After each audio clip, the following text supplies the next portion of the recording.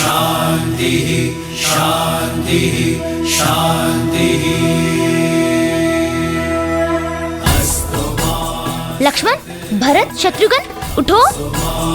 ज्योतिर्गमय विद्यमामृतं गमय। ओम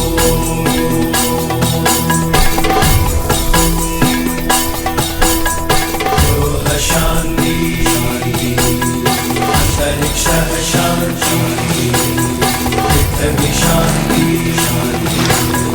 आपः शांति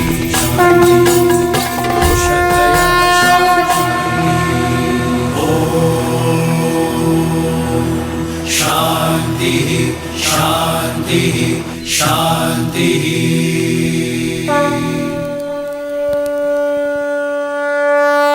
वक्रतुंड महाकाय सूर्यकोटि समप्रभा निर्विघ्नं कुरु मे देव सर्वकार्येषु सर्वदा।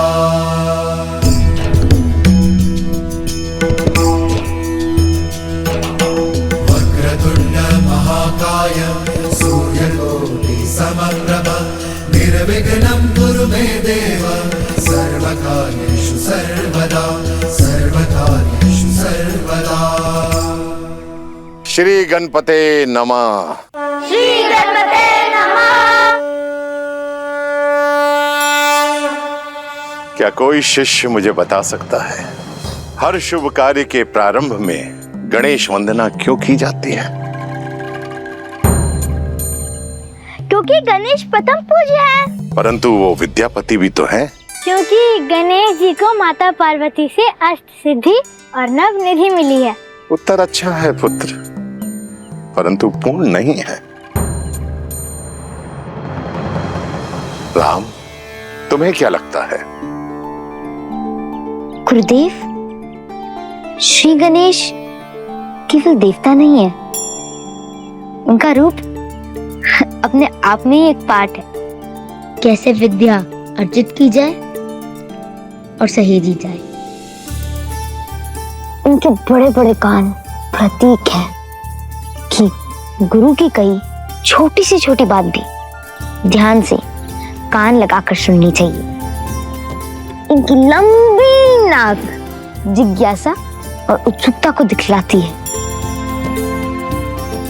और इनके शुक्र नेत्र छोटी से छोटी वस्तु को सूक्ष्मता से देखने की सीख देती है। जब हम किसी वस्तु को ध्यान से देखते हैं तो हमारी आंखें भी सिकुड़ जाती है ना? हाँ भैया।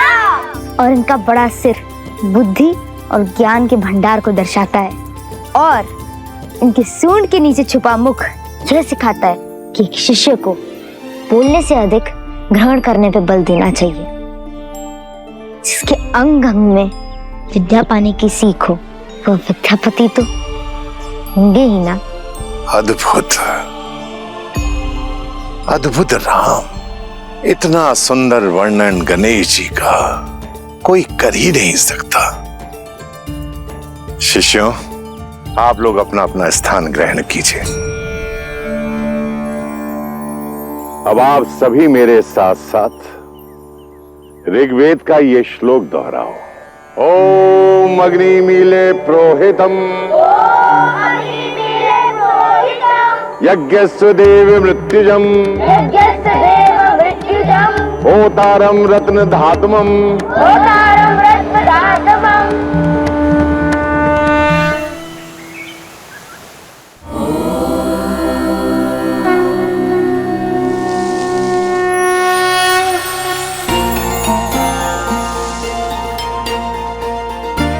क्या कर रही हो माता?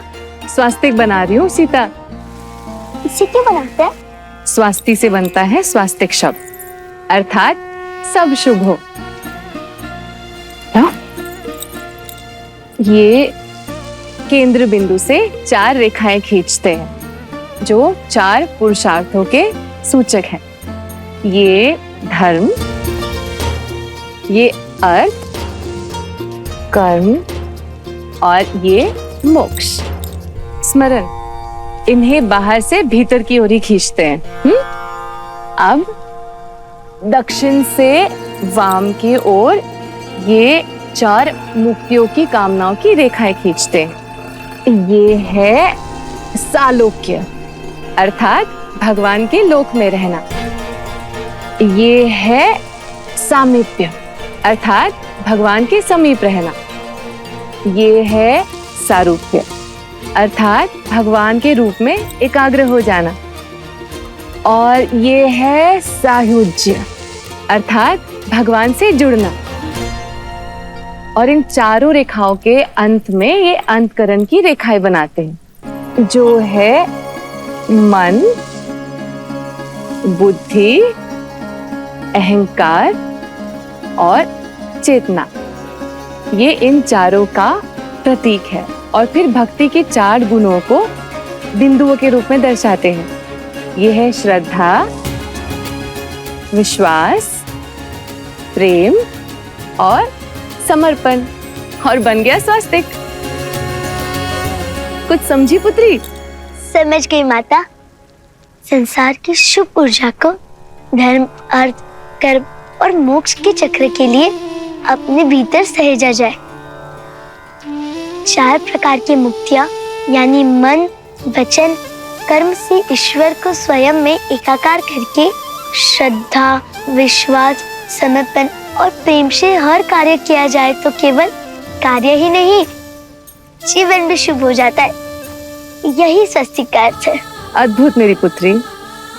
मैं तो वही बताती रही जो मैं जानती थी, पर तुमने तो इसका वास्तविक अर्थ ही पहचान लिया।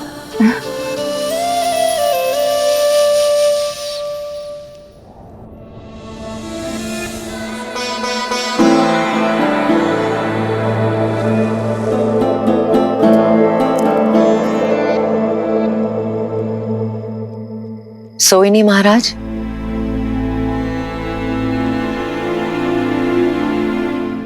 मुझसे मेरे नेत्र दूर हो गए हैं क्या कहीं?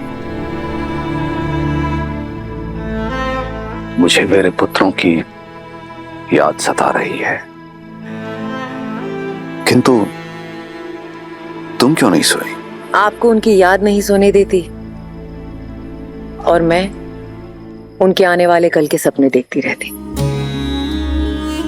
आइए महाराज, हम दोनों खुली आंखों से एक साथ उनके आने वाले कल के सपने देखते हैं।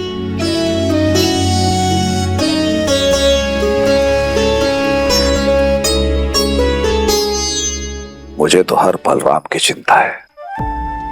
समझ नहीं पा रहा हूं कि एक पिता होकर मैं अपने पुत्रों के लिए इतना चिंतित हूं, किंतु एक मां होकर तुम। जो आपके लिए चिंता है वही मेरे लिए मेरा संतोष है, मेरी सहजता है कि मेरा राम वहां है अपने भाइयों के साथ। इससे अधिक एक माता को क्या चाहिए? आप चिंता मत कीजिए।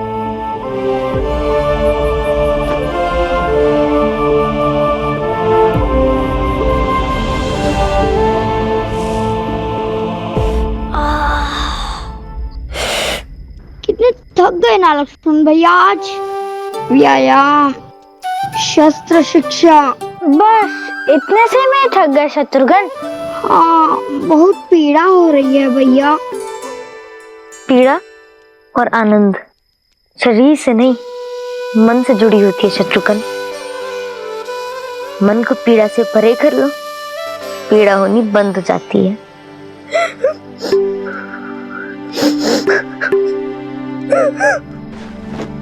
क्या हुआ भरत भैया, आप रो क्यों रहे हैं?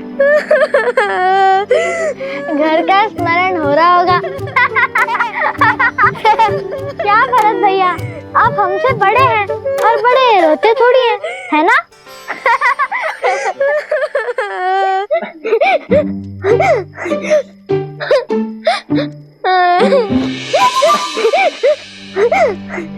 क्या हुआ राम भैया? मुझे भी घर का स्मरण हो रहा है। मुझे पिताश्री के पास जाना है। मुझे काइके माँ के हाथ का भोजन खाना है। तुम्हें और शत्रुघ्न को घर का स्मरण नहीं हो रहा क्या?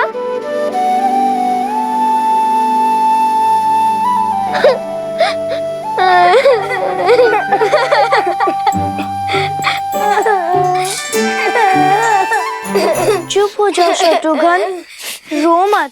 आप ही ने तो हम सबको रुलाया है घर की याद दिला के। आप स्वयं चुप होकर ऐसे बोल रहे हैं। हाँ, क्योंकि माता की याद के साथ उनकी कही बात भी याद आ गई। उन्होंने कहा था कि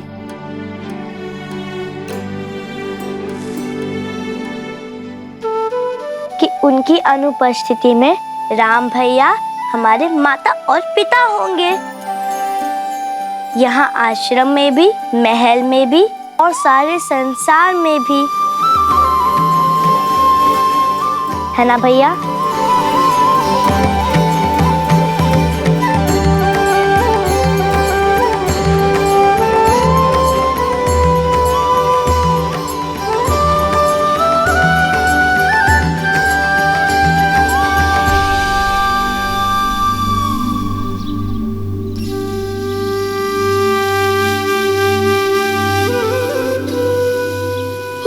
कितनी ठंड है भैया।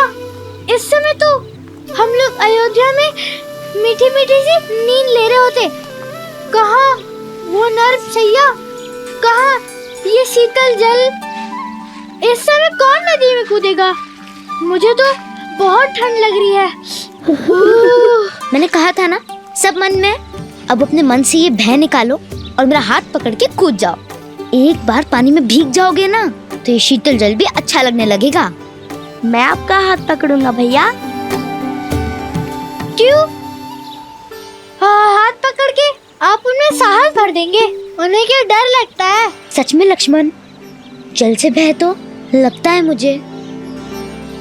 अगर भरत हाथ पकड़ेगा तो थोड़ा साहस बढ़ जाएगा। मेरा हाथ पकड़ो भरत।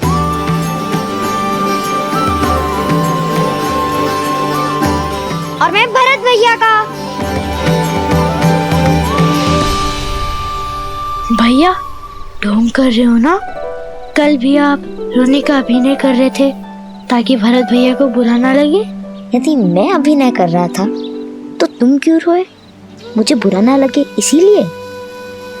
रोना बुरी बात नहीं होती है लक्ष्मण, मनुष्य रोते ही तो हैं। मैं आपसे बात नहीं करूंगा। स्नान तो करोगे ना?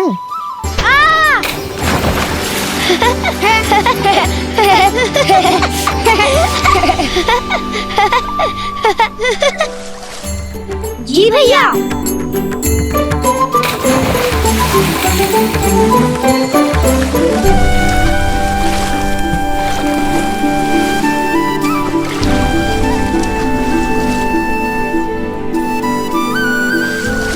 लक्ष्मण, मुझे आपसे बात नहीं करनी। आप सदा भरत भैया का पक्ष लेते हैं। उनके पास शत्रुघ्न है पर उन्हें आप भी चाहिए। उनके पास कैकेयी माँ है पर उन्हें कौशल्या माँ भी चाहिए। किंतु मुझे केवल आप चाहिए। क्या आपको मेरा स्नेह नहीं दिखाई देता? नहीं, तुम मेरी आंख जैसे हो लक्ष्मण, जिससे हम सब देखते हैं पर वही हमें दिखाई नहीं देती। बस एक आभास होता है कि हमारे साथ सदा है।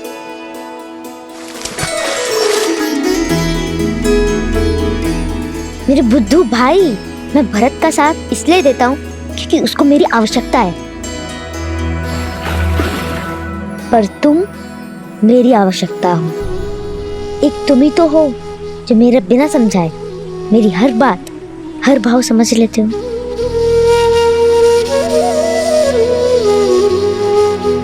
फिर भी मुझसे अधिक प्रेम आप भरत भैया को ही करते हैं। चाहे कितना भी प्रयत्न कर ले, मुझे स्वयं से दूर नहीं कर पाएंगे।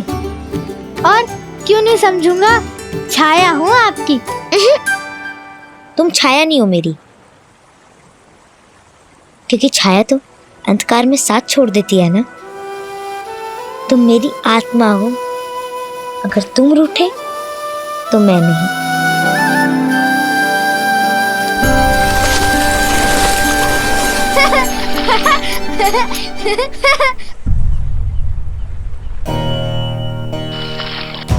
राम भैया,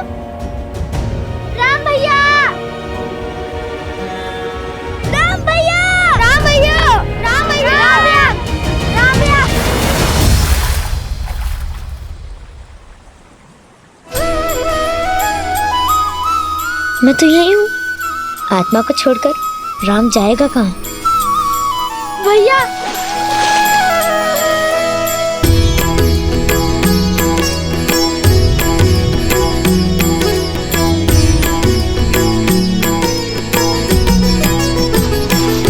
हो नर नारायण सरी से सुभ्राता, जगपालक विशेषी जन त्राता।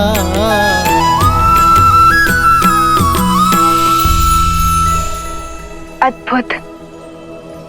यदि संसार में सभी भाई ऐसे हो जाएं, तो ये संसार प्रेम के अमृत से भर जाए ना।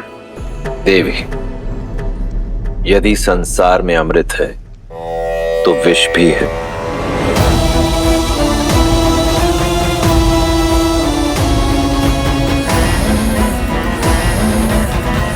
प्रकाश है तो अंधकार भी।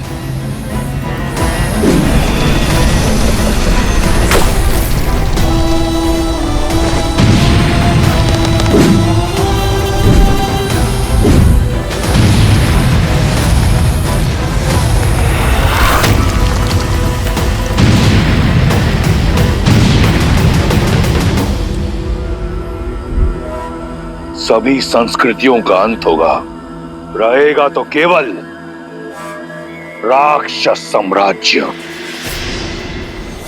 वयम रक्षामः।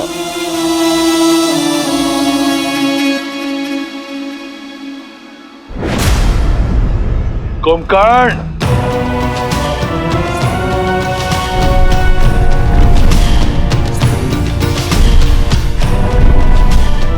आदेश भैया, जागते हुए तुम अमर हो और अजय भी। तो जाओ, अपने अजेता से बनाओ अपने भाई को विजेता। जो आदेश भैया।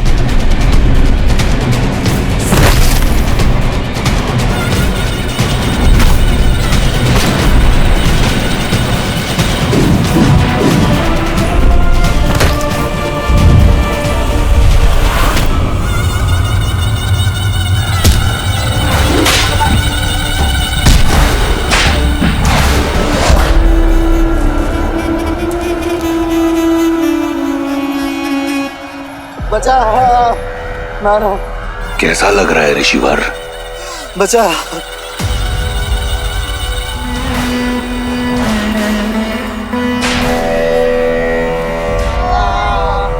इतना तड़पाओ इन ऋषियों को कि देवताओं को भूलकर राक्षसों को पूछने लगे। इन निरपराध संतों का दोष क्या है भैया? ये तो केवल तपस्या कर रहे थे। मूर्ख हो तुम विभीषण। ये तपस्या इसलिए कर रहे हैं कि राक्षसों का नाश हो सके। सहस्त्रों वर्ष तप की अग्नि में जलने के बाद हमें वरदान मिला है, और हमारे रहते किसी और को ये वरदान नहीं मिल सकता। लो, मारो। भैया, भैया इन्हें छोड़ दीजिए। ये महापाप है भैया, इन्हें छोड़ दीजिए भैया, इन्हें जाने दीजिए। आज तक पाप की परिभाषा देवताओं ने दी है, आज से पुण्य की परिभाषा राक्षस लिखेंगे।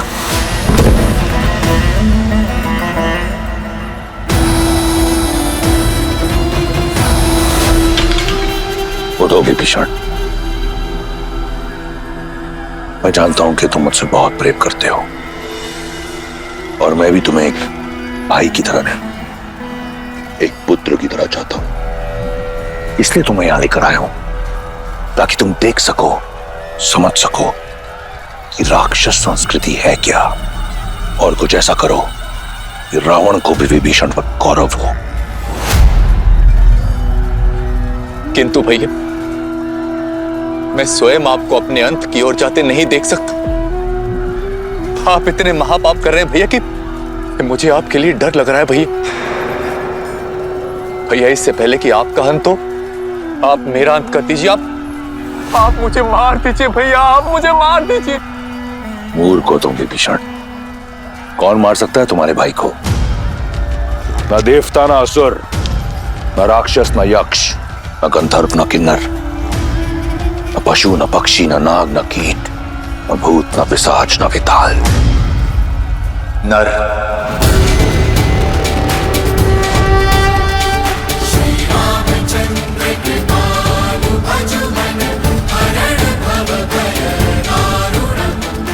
आप नर को क्यों भूल जाते हैं भैया? मानव आपके वरदान में सम्मिलित नहीं है। विभीषण, मानव जैसा तुच्छ प्राणी तुम्हारे भाई का कुछ नहीं बिगाड़ सकता। लगता है ये कायरता तुम्हें हमारे पिता से विरासत में मिली है। भैया, मेरे लिए तो आप ही मेरे पिता हैं भैया। मुझे आपके लिए डर लग रहा है भैया, मुझे आपके लिए डर लग रहा है।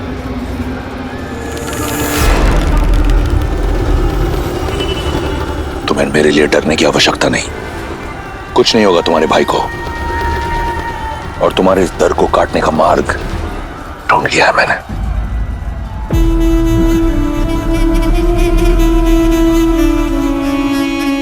बस महादेव, मुझे श्री राम के पास ले चलिए।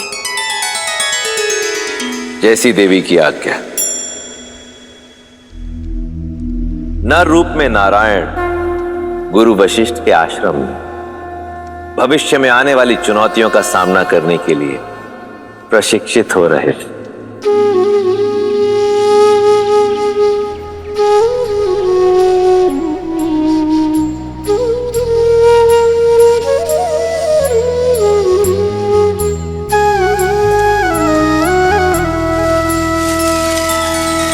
श्री रामचंद्र कृपालु भजु मन हरण भव भय दारुणम, नव कंज लोचन कंज मुख कर कंज पद कंजारुणम। भगवान के अवतार का केवल नहीं गुणगान है, कैसे नारायण बने नर इसका पावन ज्ञान है। सिया राम, सिया राम, सिया राम, सिया राम।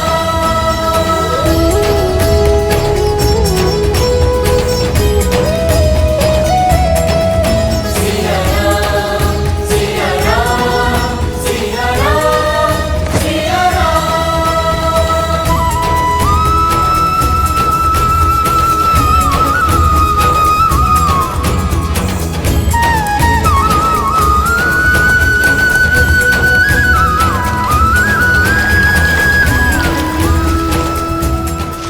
इतने सुंदर पुष्प है, तोड़ लेता हूँ। नहीं भरत, बिना बात के किसी चीज को तोड़ना नहीं चाहिए, ठीक है?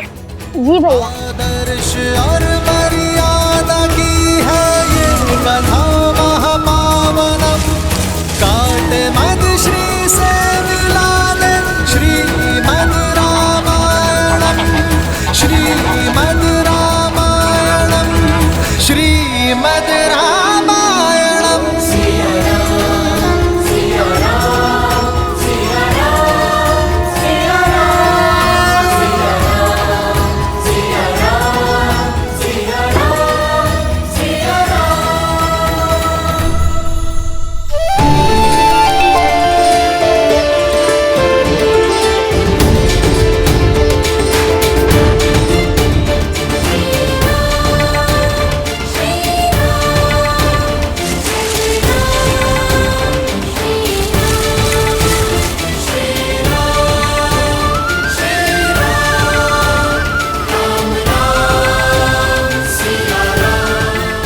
ये सभी पौधे देख रहे हो?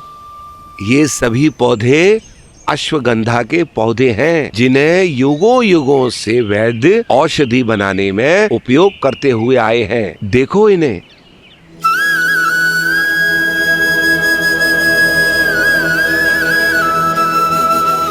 आइए, मैं आपको और औषधि के पौधे दिखाता हूँ। आइए।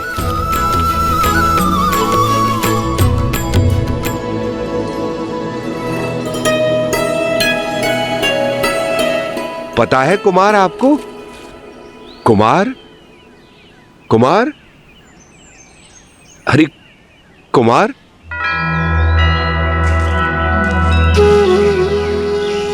उनमें भी जीवन है आचार्य। यह अपनी मार्ग चली जाए, फिर हम चलते हैं।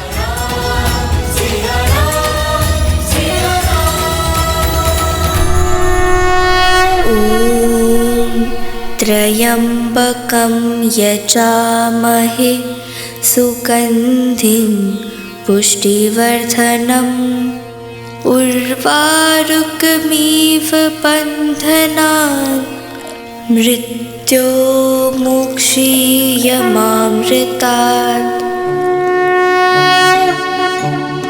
नमः शिवाय नमः शिवाय नमः शिवाय नमः शिवाय नागेन्द्रहाराय त्रिलोचनाय अस्माकरागाय महेश्वराय नित्याय शुद्धाय दिगम्बराय तस्मै नकाराय नमः शिवाय।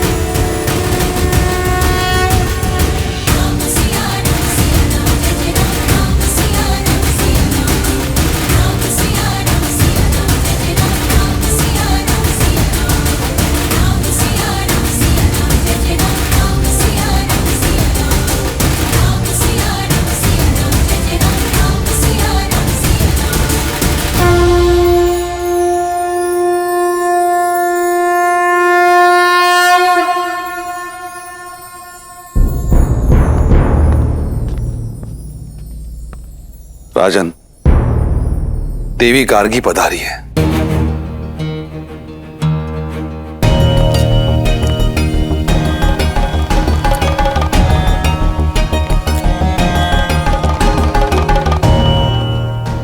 देवी गार्गी? वो तो केवल तब आती हैं जब शास्त्रार्थ करना हो।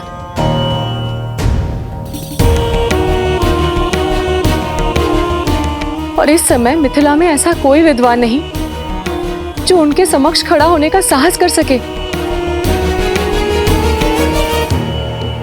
यदि चुनौती ना मिली तो ज्ञान का केंद्र होने का मिथिला की प्रतिष्ठा माटी में मिल जाएगी। आर्य,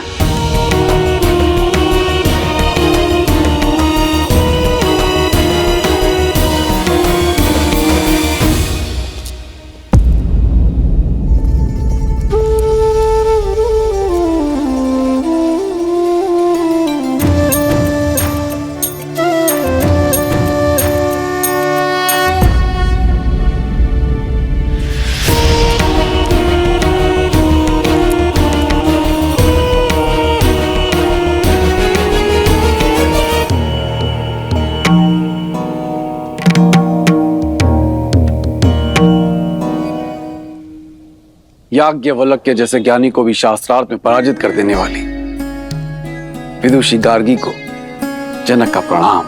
मैं यहाँ प्रणाम पाने नहीं आई हूँ राजऋषि जनक, मैं शास्त्रार्थ करने आई हूँ।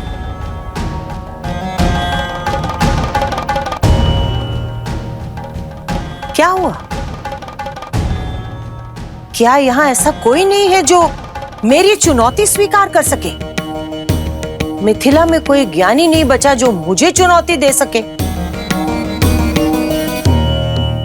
क्या ये शिव धनुष ही यहाँ के आकर्षण का केंद्र बनकर रह गया है राजन? पिताश्री की आज्ञा हो तो मैं माता गार्गी से चर्चा करना चाहूंगी।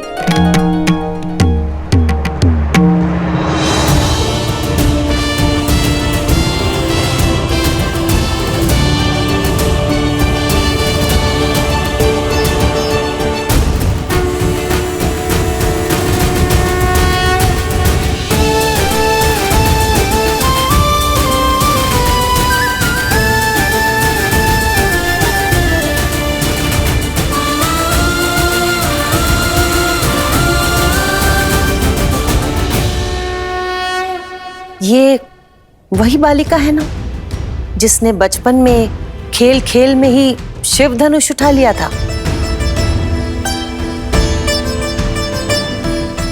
शक्तिशाली हो और जनक की पुत्री हो तो ज्ञानी तो होगी। तो शिव धनुष उठाने वाली सीता, क्या तुम मेरी चुनौती का बीड़ा उठा पाओगी? मुझे एक प्रसन्नता होगी कि पहली बार कोई स्त्री ज्ञाता मेरे साथ शास्त्रार्थ करेगी, क्योंकि अब तक तो केवल पुरुष ही पराजय का स्वाद चखते आ रहे हैं।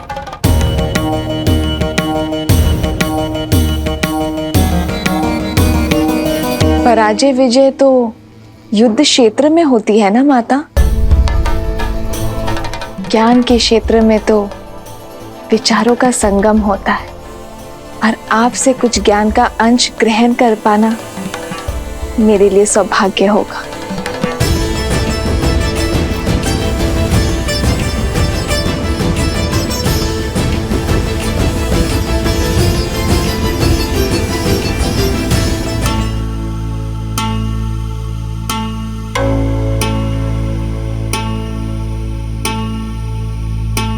ये पुष्पहार पहन लो सीता। एक ज्ञानी का ये लक्षण होता है कि वो शांत होता है, धीरज धरता है। इस शास्त्रार्थ में जो भी हारने लगेगा उसका धीरज छूटने लगेगा और वो क्रोधित हो जाएगा। क्रोध में शरीर का तापमान बढ़ जाता है और बढ़े हुए तापमान से फूल मुरझाने लग जाते हैं। जिसके भी गले में स्थित ये कमल हार मुरझाने लगेगा वो पराजित माना जाएगा।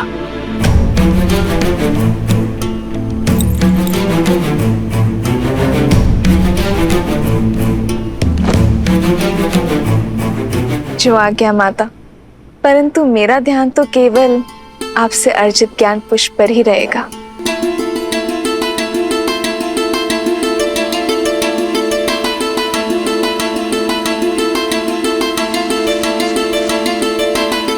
तो प्रारंभ करें सीता?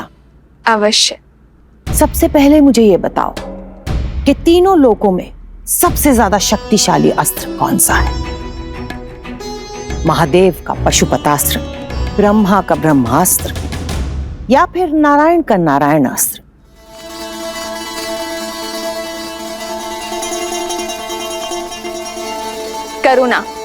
करुणास्त्र से बड़ा कोई अस्त्र नहीं है माता। करुणा का अस्त्र, ये कौन सा अस्त्र होता है सीता? हम अस्त्र क्यों बनाते हैं माता? सब पर विजय पाने के लिए ना। पर जिसके पास करुणा हो, सबकी पीड़ा समझने का भाव हो, वो इस संसार में सबको अपना बना सकता है। और जिसके सब अपने हो, उसे किसी भी अस्त्र की क्या आवश्यकता है माता?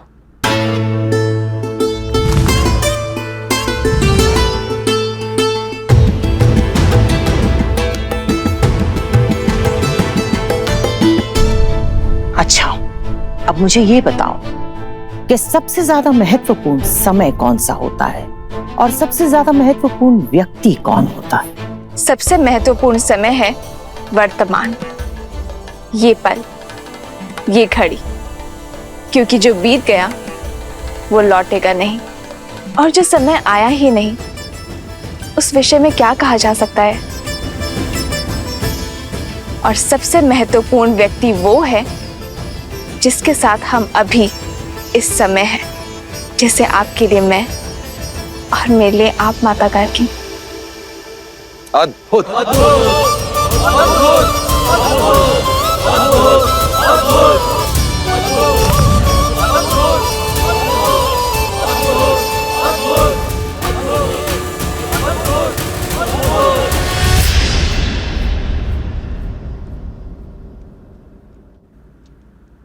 प्रकाश से भी ज्यादा अधिक वेग किसका है? मन का, जो पल भर में तीनों लोगों के पार जा सकता है।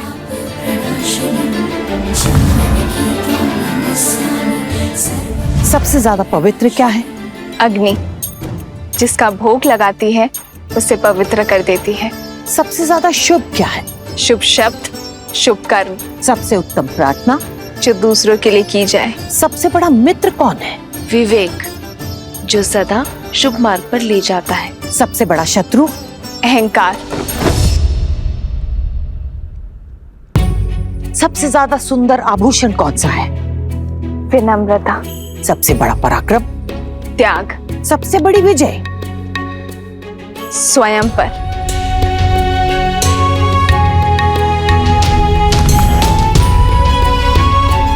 अब एक आखिरी प्रश्न, त्रिदेवों में सबसे बड़ा कौन है? ब्रह्मा, शिव या फिर नारायण?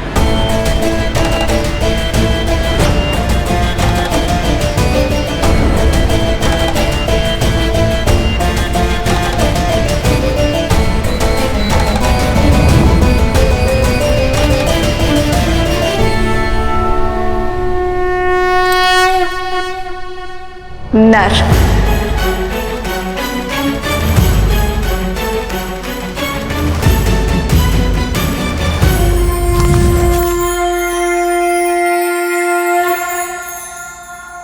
नर, ब्रह्मा, शिव, नारायण, इन सब से ऊपर नर कैसे हो गए सीता? जिस नर में करुणा हो वो नर ब्रह्म समान है, क्योंकि करुणा से ही तो हर शुभ वस्तु उत्पन्न होती है ना माता। जिसमें त्याग हो वो शिव जैसा है, और मर्यादा उसे नारायण जैसा संतुलन स्थापित करने की शक्ति देता है। तो जिस नर में ये तीनों गुण हो वो नर त्रिदेव जैसा महान बन सकता है देवी।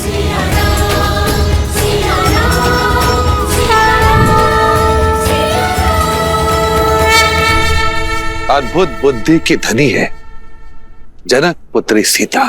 राजा जनक पुत्री सीता की, राजा जनक पुत्री सीता की, राजा जनक पुत्री सीता की, राजा जनक पुत्री सीता की। अद्भुत, अति सुंदर। मैं आशा करती हूँ कि ऐसा ही नर तुम्हें वर के रूप में मिले सीता।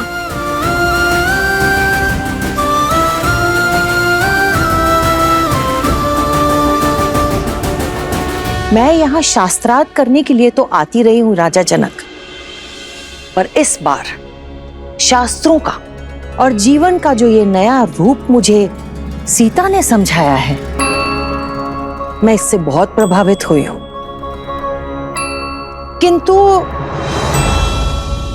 किंतु क्या? मुझे आपके लिए बहुत चिंता हो रही है राजन। ऐसा क्यों कह रही हैं आप देवी गार्गी?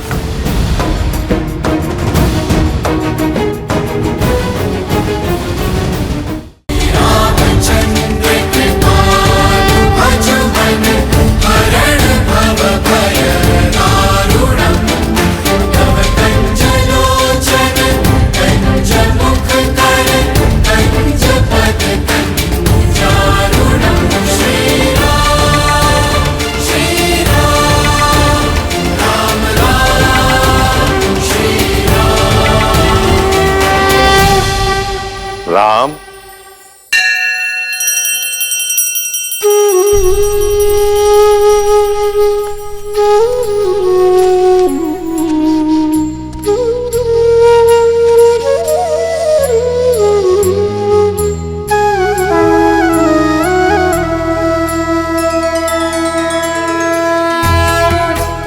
यशस्वी भव।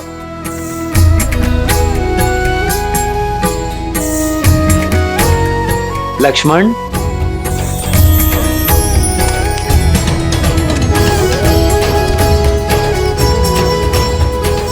भरत, शत्रुघ्न,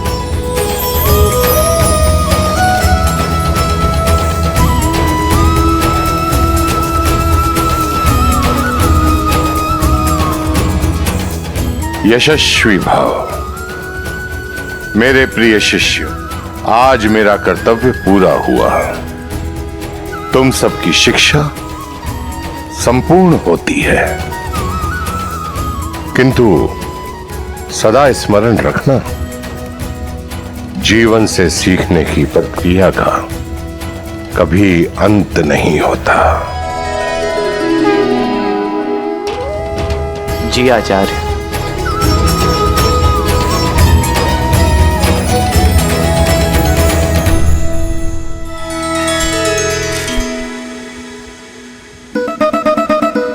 अब खा भी लो नंदिनी। देखो, जब तक तुम चारा नहीं खाओगी मैं जाऊंगा नहीं।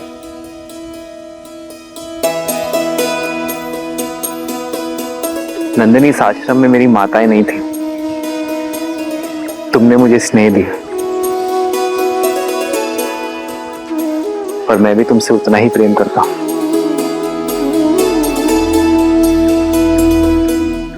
पर जो आता है उसे जाना होता है नंदिनी, यही नियति है ना। अपना उद्देश्य समाप्त होने के बाद हर किसी को जाना होता है नंदिनी, अपने कर्तव्य के लिए। तुम भी तो अपनी माता कामधेनु को छोड़कर आई थी ना। मेरा आश्रम काल समाप्त हुआ, जाना होगा मुझे नंदिनी, उसमें रूठना क्या।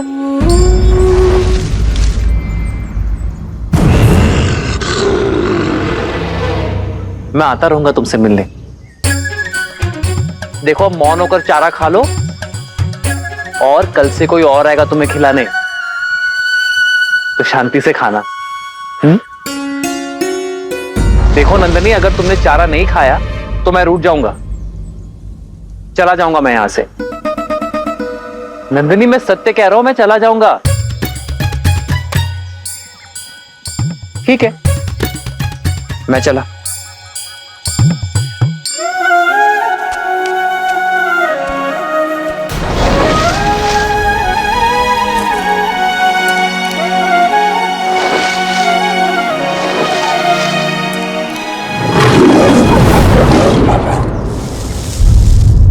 नंदिनी,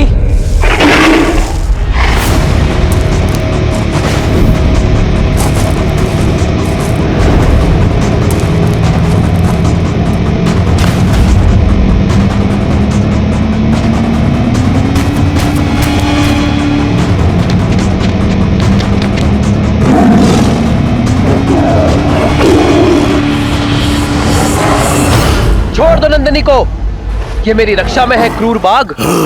भूखे को क्रूर कहते हो राम?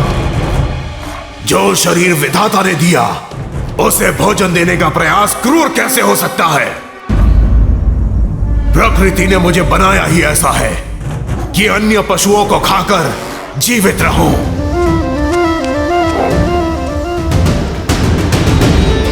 मैं अपने गुरु और मां कामधेनु के प्रति उत्तरदायी हूं। मेरे धर्म के आड़े मत आना, अन्यथा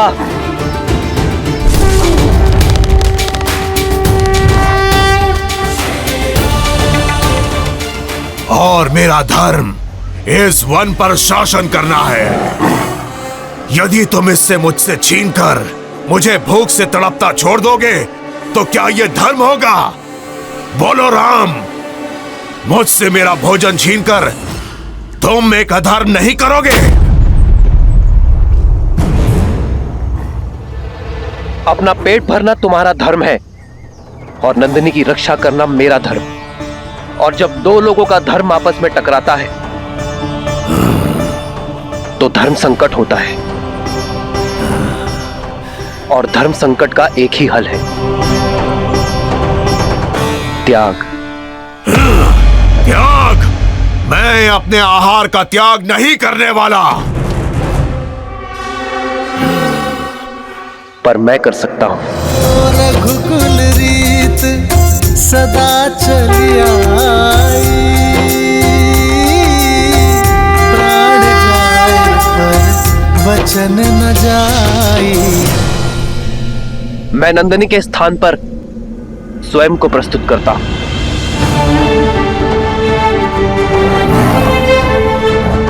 नंदिनी को मुक्त कर दो और मुझे अपना आहार बना लो। तुम्हें भोजन मिलेगा और मेरे कुल की प्रतिष्ठा भी बनी रहेगी। एक गाय के लिए अपने प्राणों की आहुति दोगे? मूर्ख मत बनो। चारों ओर देखो, कोई नहीं यहाँ। किसी ने हमारी बात नहीं सुनी। यदि तुमने कहा बाघ ने नंदिनी का आखेट किया तो कोई भी तुम्हें दोष नहीं देगा। दुर्घटनाएं घटती हैं। सत्य कहा, कोई नहीं है यहां, कोई नहीं देख रहा है हमें। यदि सबको सूचना मिलती है कि एक बाघ ने राम को खा लिया तो कोई तुम्हें दोष नहीं देगा। दुर्घटनाएं घटती हैं, कोई नहीं देख रहा है, इसलिए मैं अपने कर्तव्य छोड़ने का पाप नहीं कर सकता, क्योंकि अपने कर्तव्य के लिए त्याग से अधिक शुभ और कुछ नहीं।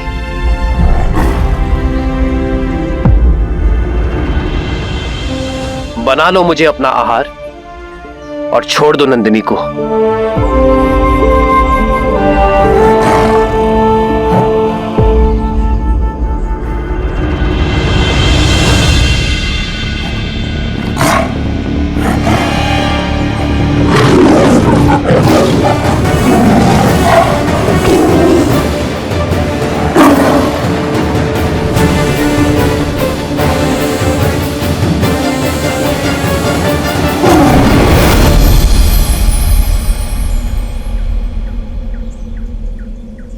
राम, नंदिनी सुरक्षित है और तुम्हारा धर्म भी। तुमसे पहले तुम्हारे पूर्वज महाराज दिलीप के सामने भी ऐसी ही परिस्थिति आई थी। उन्होंने भी वही किया जो आज तुमने किया। ये कामधेनु की ली गई परीक्षा थी, उसमें तुम सफल हुए। परीक्षा? हाँ, परीक्षा है। धर्म और अधर्म का ज्ञान होने पर चयन करना सरल होता है राम, किंतु कई बार उचित और अनुचित के बीच में एक हल्की सी धुंधली रेखा होती है, जो आज तुम्हारे साथ हुआ। और कई बार व्यक्ति लोभी हो जाता है, अधर्म अपना लेता है, करुणा को त्याग देता है, परंतु तुमने करुणा का साथ नहीं छोड़ा। मैं तुमसे बहुत प्रसन्न हो रहा।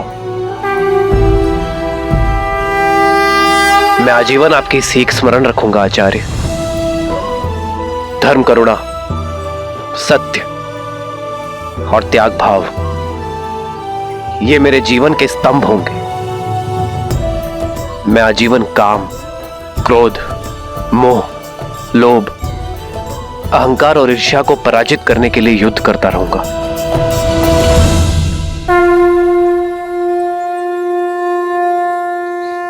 यशस्वी भव राम, यशस्वी भव। मेरे पास जो आया था वो प्रकाश की एक रेखा थी। मुझे गर्व है राम कि मैं धर्म का सूरज अयोध्या भेज रहा हूं। जहां नारायण नर के रूप में भविष्य की यात्रा के लिए सज्ज हो रहे थे, वहीं रावण स्वयं को नर से सुरक्षित करने के लिए यमलोक की ओर बढ़ रहा था।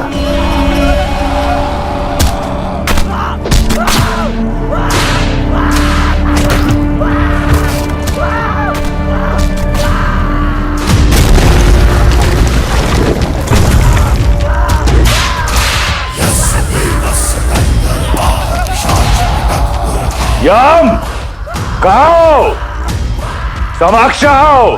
मृत्यु के द्वार पे खड़े होकर मृत्यु को पुकारने वाले दुष्ट, कौन हो तुम? महाकाल का एक भक्त, काल के देव का काल।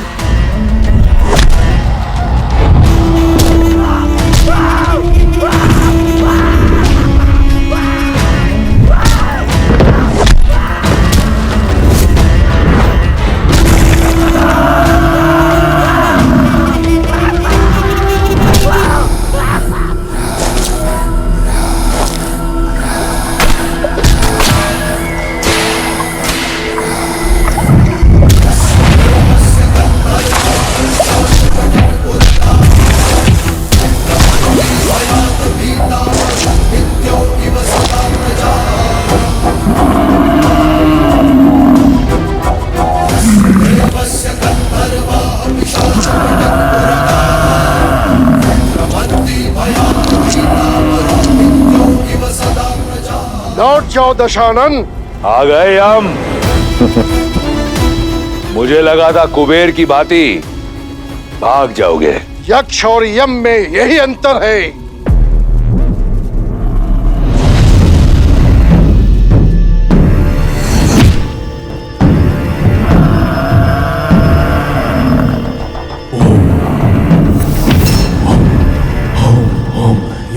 काल को ललकारने वाले अकाल मृत्यु को प्राप्त करते हैं।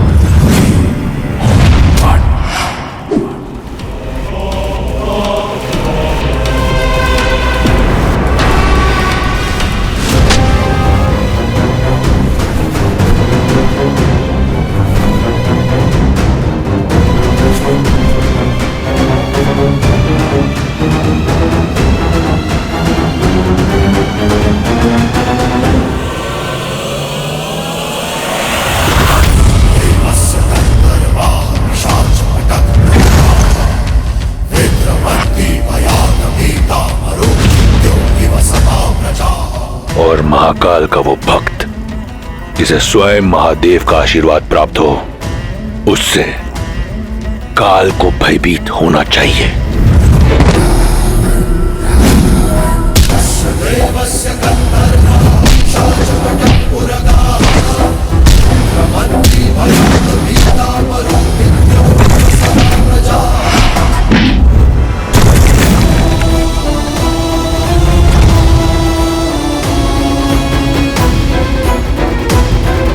मूर्खता मत कर रावण। ब्रह्मदेव के दिए वरदान का अनुचित लाभ मत उठा। उसी वरदान के अनुसार तुम मुझे मार नहीं सकते। सोचता हूं आज मृत्यु को ही मृत्यु दे दूं।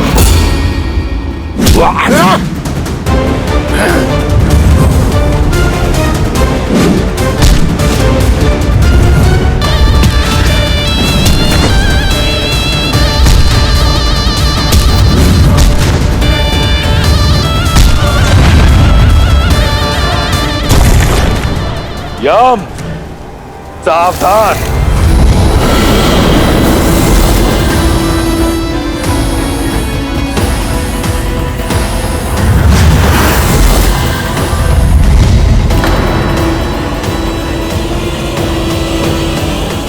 रुक जाओ दशानन।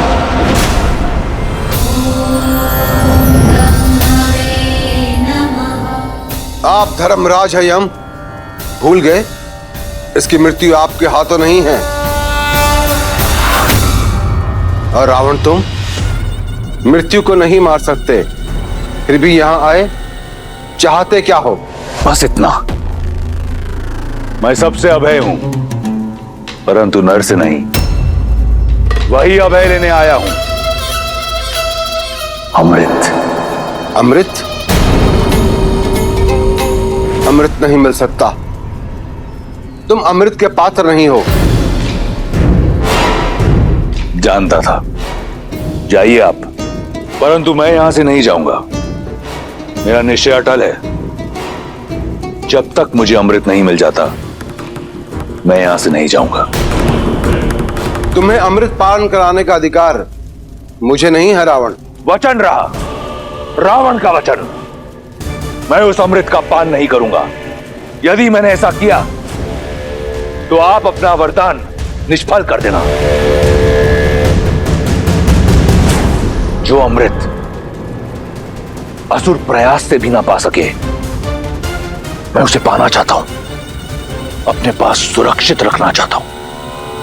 अब आपके समक्ष केवल दो ही मार्ग हैं, या तो आप इस असुर को वो कलश दे दें, या फिर यहां मैं यम को व्यस्त रखकर सबको अमर कर दूं।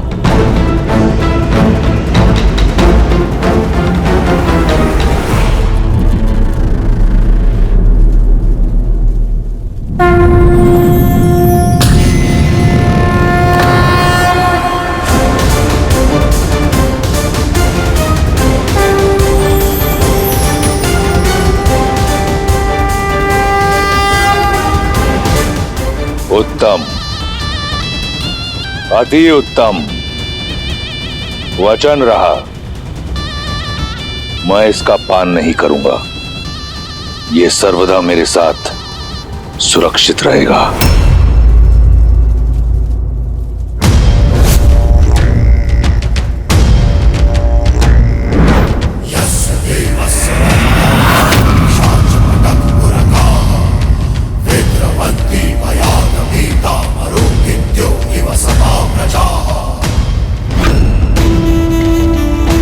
नर का अभय नहीं दिया था ना ब्रह्मदेव, अब देखो, नर ले आओ या कोई और जाति उत्पन्न करो, जैसे ही मुझ पर प्रहार होगा, ये कलश टूटकर इसका अमृत मेरे लहू के साथ मिल जाएगा। इस तरह मेरा वचन भी नहीं टूटेगा। अब रावण का कोई तोड़ नहीं।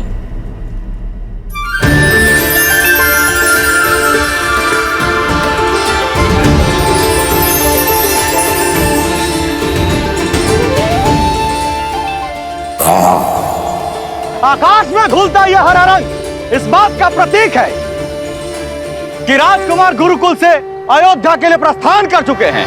श्री रामचंद्र की जय, श्री रामचंद्र की जय, श्री रामचंद्र की जय, श्री रामचंद्र की जय, श्री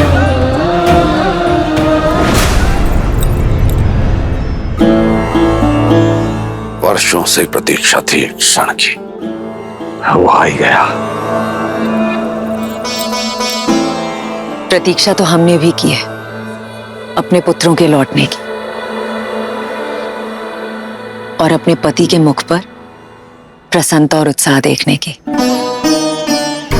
9 वर्ष आपकी आंखें यहां नहीं थी, इसलिए आप ठीक से सोई नहीं ना महाराज। बस मेरा राम आ जाए और आकर सीधा मेरी भुजाओं में समा जाए। महाराज, आपके पुत्र बड़े हो गए हैं, आपकी गोद में नहीं समाने वाले।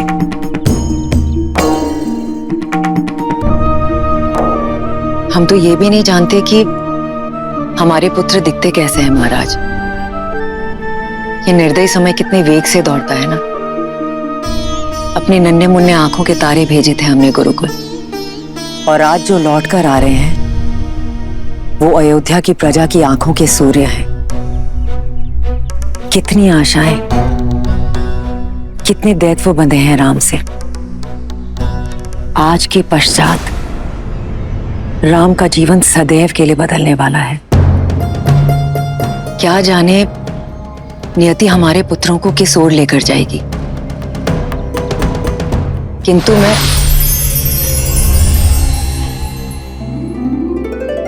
महाराज, इस रंग का क्या अर्थ है? इसका अर्थ है राम सरयू पार करने के लिए नौका में बैठ चुका है और कुछ ही समय बाद अयोध्या के तट पर होगा।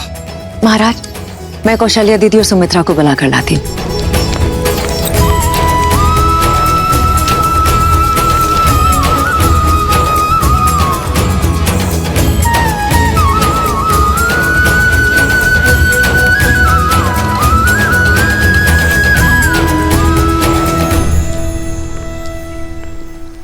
क्या हुआ महारानी, ऐसा क्यों प्रतीत हो रहा है कि आप किसी बात को लेकर चिंतित हैं? देवी गार्गी ने जो कहा वो सुनने के बाद एक माँ चिंतित कैसे ना हो महाराज। आप देवी गार्गी की कही हुई बात को इतनी गंभीरता से क्यों ले रही है महारानी सुनैना? हो सकता है उन्होंने जो कुछ कहा हो हंसी ठिठोली में कहा। हाँ, पर उन्होंने जो भी कहा सच ही तो कहा है ना महाराज। और वो बात कहीं ना कहीं मेरे मन में अटक गई है। क्या सीता के लिए योग्य वर मिल पाएगा? अवश्य मिले। ऐसे क्यों कह रही हैं आप? हमारी पुत्री तो असाधारण है। इसी बात की तो चिंता है महाराज कि हमारी पुत्री असाधारण है। नदी कितनी भी बेगवती क्यों ना हो, यदि उसे उचित मार्ग ना मिले तो वो सागर तक ना पहुंचकर बीच में ही कहीं खो जाती है। हमें सीता के लिए उचित वर ढूंढना प्रारंभ कर देना चाहिए महाराज। किंतु उससे पूर्व हमारे लिए यह जानना आवश्यक है कि विवाह के लिए हमारी पुत्री सीता सज है या नहीं। तुम्हारे माता पिता को तो अवश्य तुम्हारी विवाह की चिंता हो रही होगी। विवाह योग्य जो हो गई हो तुम। विवाह के विषय में मैंने सोचा नहीं है माता गार्गी, पर यदि कन्या आत्मनिर्भर हो, सबल और योग्य हो, तो क्या उसे सच में विवाह नहीं करना चाहिए? यदि हम संसार के दृष्टिकोण को छोड़ दें तो मेरे विचार से अगर एक व्यक्ति को ज्ञान प्राप्त करना है, स्वयं का विकास करना है और संसार के निर्माण में श्रेष्ठ कदम उठाने हैं, तो उसका ब्रह्मचारिणी रहना ही सर्वश्रेष्ठ है। अच्छा माता, तो फिर संसार रचने वाले ब्रह्मा अविवाहित नहीं है? वो देव हैं। मैं मनुष्यों की बात कर रही हूँ सीता। मनुष्य का प्रेम दूर से तो एक सुंदर पुष्प की तरह दिखता है, लेकिन निकट जाने पर वो कांटे की तरह चुभ जाता है। विवाह एक बेड़ी है, विशेषकर स्त्रियों के लिए। क्या तुम अपना अस्तित्व भूलकर किसी की दास्ता स्वीकार करने के लिए सज्ज हो? क्या तुम ऐसा जीवन जीने के लिए सज्ज हो जिसमें तुम्हारे सपने तो चूर चूर हो जाएंगे, किंतु तुम्हारे पति का सपना तुम्हारे जीवन का सत्य होगा। उसकी इच्छा तुम्हारी इच्छा होगी।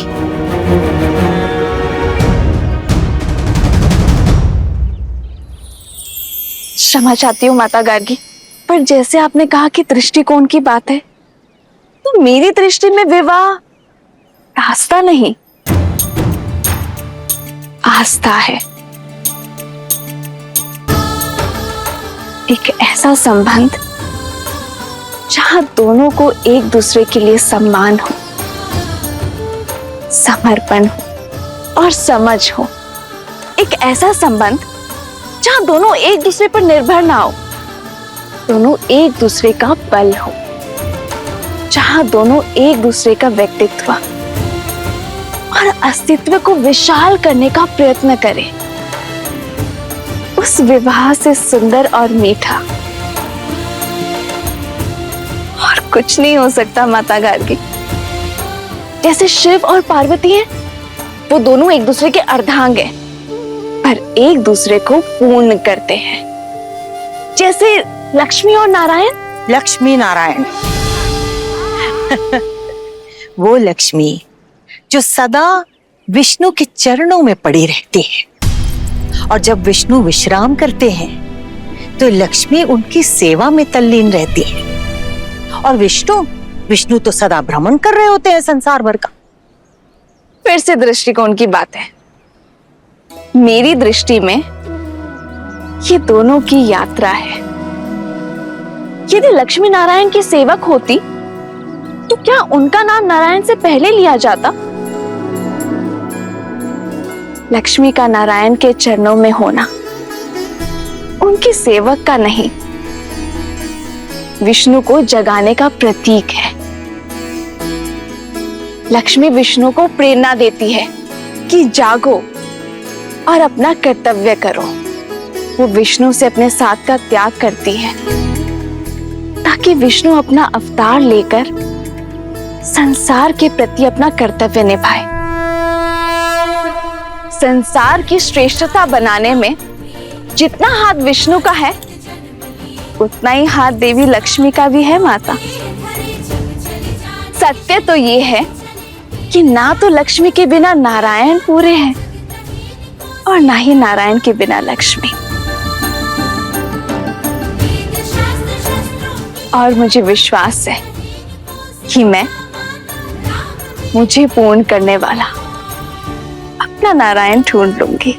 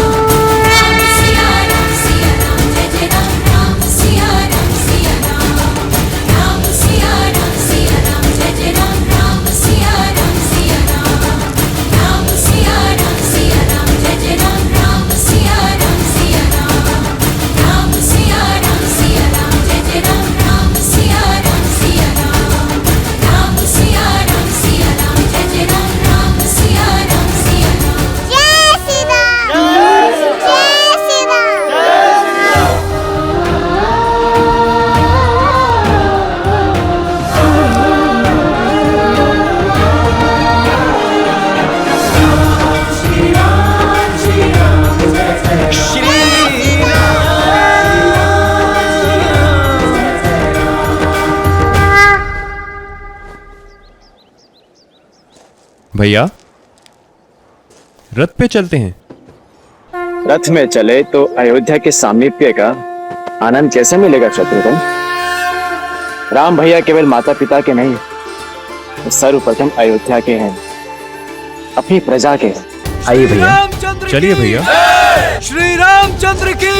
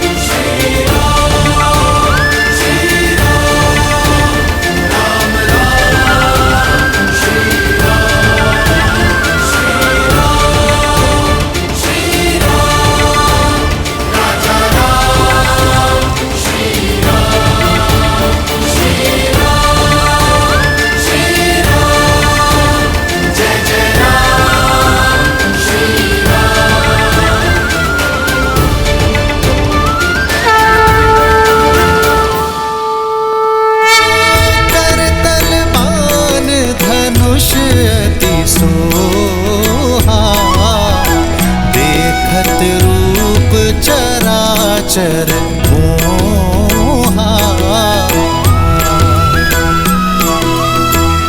जिन्ह बिथी बिह रही सब भाई, थकत हो ही सब लोग लुगाई।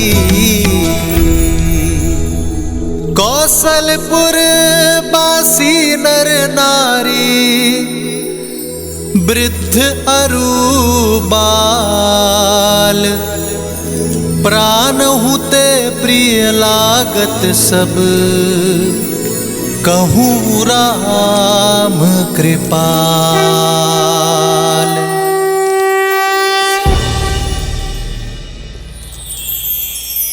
श्री रामचंद्र की, श्री रामचंद्र की, श्री रामचंद्र की, श्री रामचंद्र की, श्री रामचंद्र की, श्री रामचंद्र की, श्री राम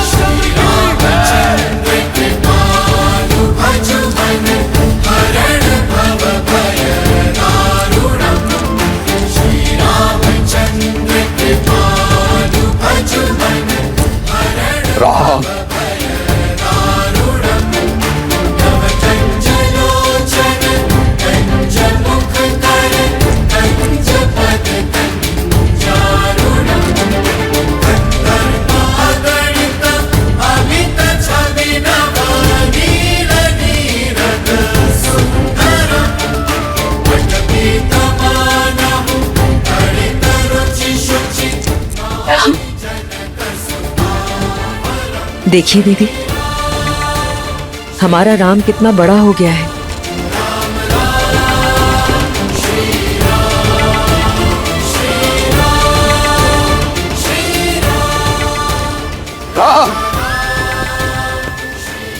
महाराज, रहने दो सुमित्रा, आज इन्हें मत रोको। आज एक राजा राजकुमारों से नहीं, एक पिता अपने पुत्रों से मिलने जा रहे हैं।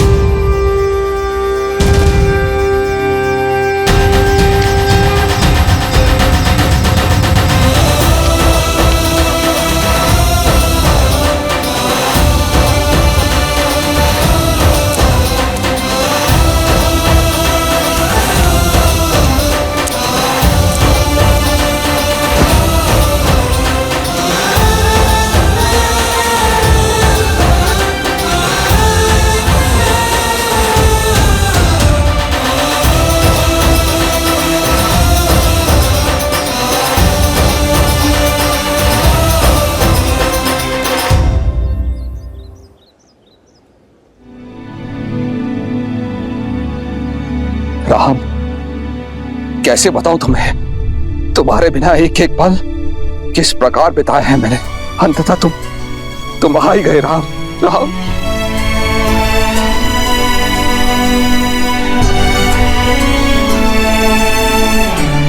मेरे राम। जी पिताश्री, गुरु वशिष्ठ के आशीर्वाद से हमारी शिक्षा संपूर्ण हुई। प्रणाम गुरुदेव। यशस्वी था। भूल हो गई गुरुदेव। राम के स्वागत को इतना आतुर था कि किसी और पे दृष्टि गई नहीं। इसमें तुम्हारा दोष नहीं है पुत्र। राम के मुखमंडल की आभाई ऐसी है कि जो भी उसे देखता है सारे संसार को भूलकर उसी में खो जाता है।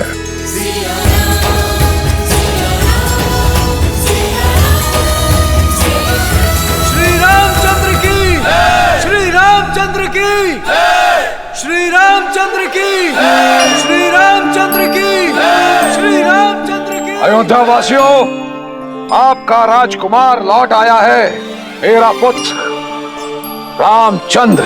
श्री रामचंद्र की, श्री रामचंद्र की। राजकुमार। पिताश्री, मेरे भाई भी आपसे आशीर्वाद की प्रतीक्षा में है। मेरा पुत्र लक्ष्मण, आयुष्मान भव।